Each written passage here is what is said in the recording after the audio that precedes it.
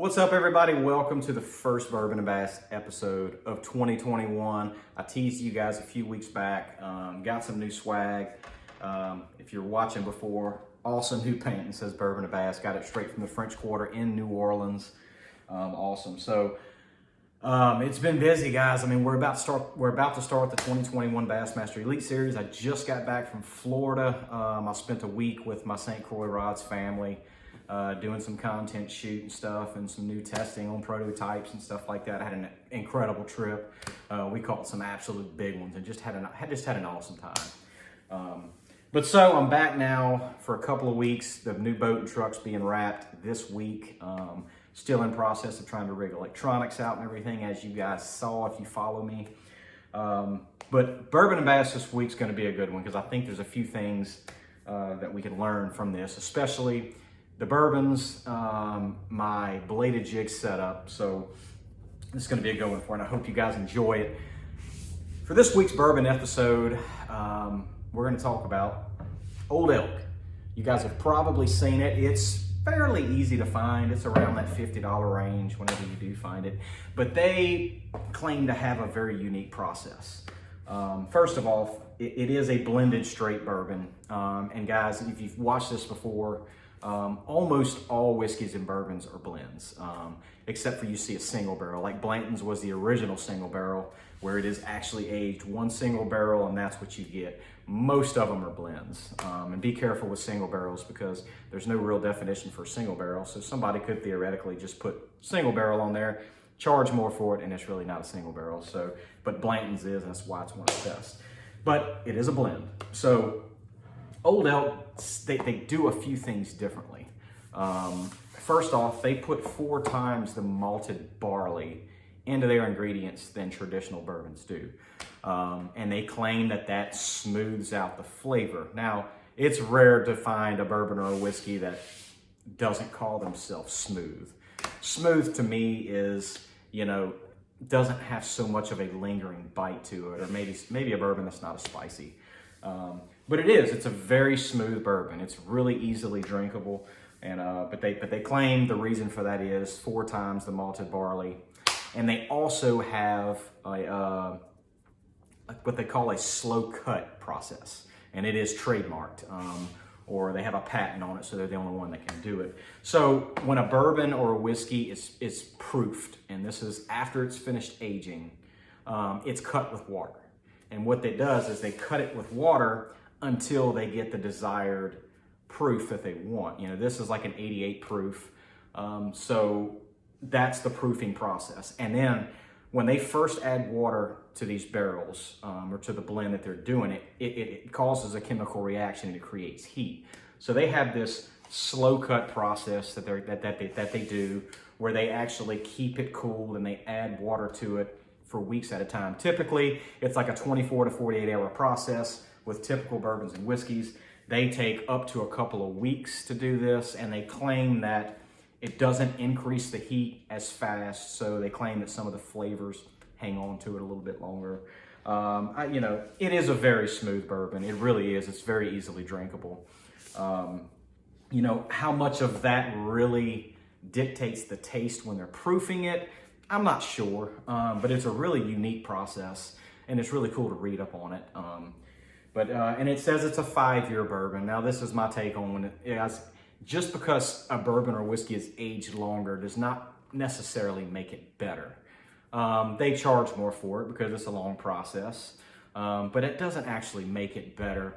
There's so much that goes into distilling bourbon and when they're aging, the humidity, the temperature change, and only the master distiller. You're only as good as your master distiller. That master distiller determines when that bourbon reaches its peak flavor. Could be 4 years, could be 10 years, could be 12 years, depending on the ingredients, and the temperature makes a huge difference on how bourbon and whiskey ages. So, just because it's more doesn't mean. Now, I say 5 years, but it's a blend of different barrels that they have there. So that's probably a 5-ish, because it's going to change depending on when barrels reach their peak flavor. Depends on when they put it together and they start adding water to it to get to the desired proof level. So it's very unique. It's a very unique story behind it, very unique process, and they've coined the whole slow proofing or slow cut, they call it. But it's very, very smooth. You know, it kind of reminds me of like the Lot 40 that we did before, where they cut it down, you know, to kind of strip some of the spiciness and flavors out of it. But it's a very, very smooth, drinkable bourbon. If you see it, I would recommend it, actually. I really like it. This is the first time I've had it. But a good one. So Old Elk, if you see it, $50 or so, somewhere around that range. It's very, you know, for those of you who don't like a spicy bourbon, this is a good one, actually. So the bourbon part's done. Let's talk about bladed jigs. I get this question a lot, and people say, you know, why do I lose so many fish on a bladed jig? Hookup ratio from time to time on a bladed jig could be low. And there's a few different reasons for that. Excuse me. There's a few different reasons that could happen. Number one is the way a fish eats it. A fish doesn't always just inhale and really thump a bladed jig. Most of the time when you're reeling a bladed jig in, it just kind of gets soft all of a sudden. Fish hunt with their lateral lines. Bass hunt with their lateral lines a lot. And the vibration that a bladed jig puts off, that's how a lot of fish find it. And they'll get up behind it when it's vibrating, and they'll just kind of nip at it and just kind of turn. And then that's why a lot of times when you catch a fish on a bladed jig, you just, all of a sudden, it just starts getting mushy on you, and you never feel that hard thud. Sometimes you do, but most of the time you don't. And that's it. First off, it's because of the way they eat it. Now, when they're really choking it, and you're really getting those hard thud bites on it, you know, typically you don't have too much of a problem there. But your equipment and your setup is key. There's a few things you have to really keep in mind when you're throwing a bladed jig like I have right here. Number one is the equipment. Now that right there is a Z-Man's jackhammer. Not affiliated with them at all, but they just catch fish. It has a lot more vibration in it than most of them. And I like the Yamamoto Seiko trailer on the back of it. I think this trailer has the correct amount subtle action, and it really has a lot of action when you're stroking or you're ripping it through vegetation, which is my favorite way to throw this bait. Open water, a lot of hydrilla and grass. Did a lot of that this past weekend and had a lot of success.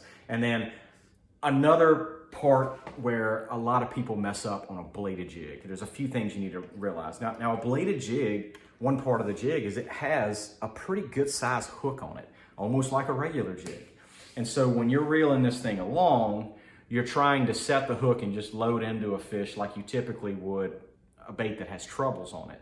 Now that's a big hook. You need to, hook point penetration is the number one key really in any bait, but especially a bladed jig. And don't fool yourself and think, you know, a lot of people are throwing moderate action rods with moderate tips and real limber tips, and you're just simply not getting the hook in the fish.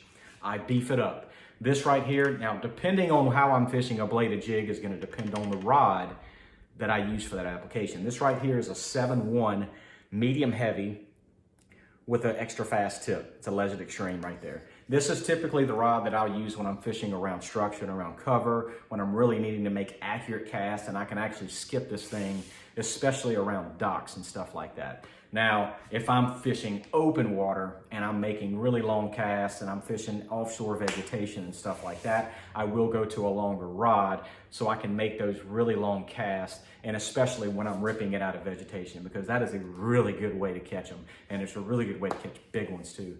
And typically when you're ripping it like that, you're getting a reaction bite, and you're going to get those really hard thuds, because those fish really eat it when you're trying to get them to react to it. But when you're slow reeling it like that, that's a lot of the reason why it gets mushy on you. Is those fish get up behind it and they'll follow it a lot, and pay attention to that. If you start getting fish following it, start being more reactive with it and really stroking it off the bottom and really making that thing flutter up and down to try to get those fish to eat it. But they'll follow it and they'll just kind of nip at it, and just all of a sudden it'll get just mushy on you. But it's one part of it is the way that they eat it. They don't always choke this thing, but when they do, it can be really good. The other thing is your setup is make sure you have a rod with some meat on it, because when that fish hits it, also very important, point your rod tip. So try to point your rod tip at that bait as much as you can. That way when that fish does load up on it, you can really put the meat into them, because you don't want to bring a tricycle to a NASCAR race. And I've told you that before. I am a heavier rod kind of guy because I really feel like hook point penetration is the #1 key to any bait. But that's a couple of reasons why a chatterbait, a bladed jig, typically your hookup ratio isn't that good sometimes, especially when they're not eating it well. Also, making sure your rod isn't too limber, because you're simply, if you're throwing a moderate action with a moderate tip, you're gonna lose fish because you're just simply not getting that hook in the fish all of the time. Be erratic with it. Make sure you have the right equipment, the right rod. I'm typically 15 to 17 pound test fluorocarbon on a chatterbait. Some people like to throw it on braid. I'm not a big fan of that.